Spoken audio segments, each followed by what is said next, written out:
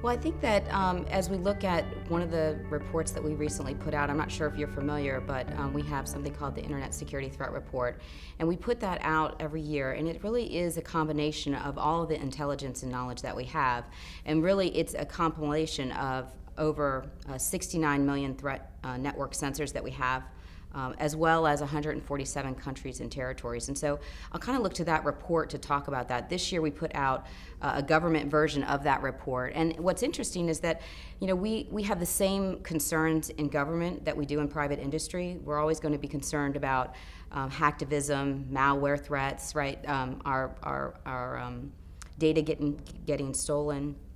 But I think when we look at government, the things that are a little bit different that we really haven't spent a lot of time focusing on because we've been busy trying to just get our technologies up to date and move from legacy systems to more current systems and all the traditional things that we need to do.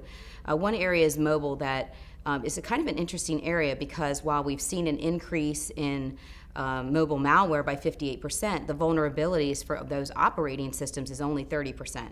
So kind of what does that mean? And what that means for us is that when we think about that relative 30%, it means that the manufacturers of the operating systems are building good code, right? They're doing a pretty good job of publishing good software, but hackers are finding other ways to get to those mobile devices and ultimately to get to us. And so we need to be a little bit more diligent in the government space about as we're starting to introduce mobility into our world, how are we combating those threats? It's got to be more than just your traditional locking down that system.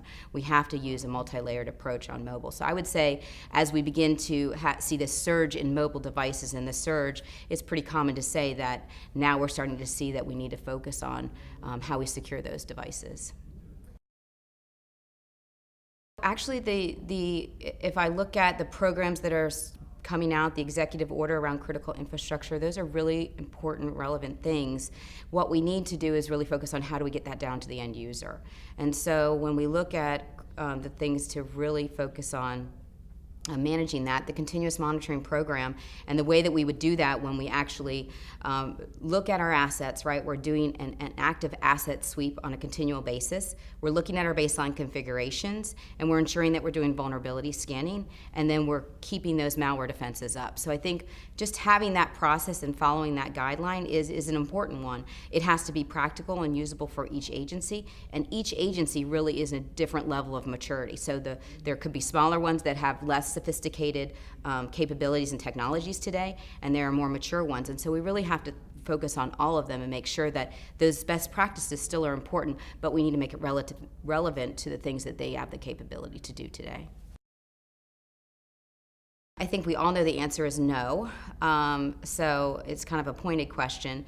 I believe that just as we are getting smarter and more intelligent about the threat vectors and the way that attacks are being propagated through our networks today, the hackers are as well, right? And so as they continue to mature and they continue to evolve, they are becoming more sophisticated. And so it is, how do we stay out in front? Not necessarily that there will never be. It is something that we have to continually assess and reassess. And ensure that we're being smart about the way that we look at those threats today and continually grow and evolve and innovate to ensure our future is secure.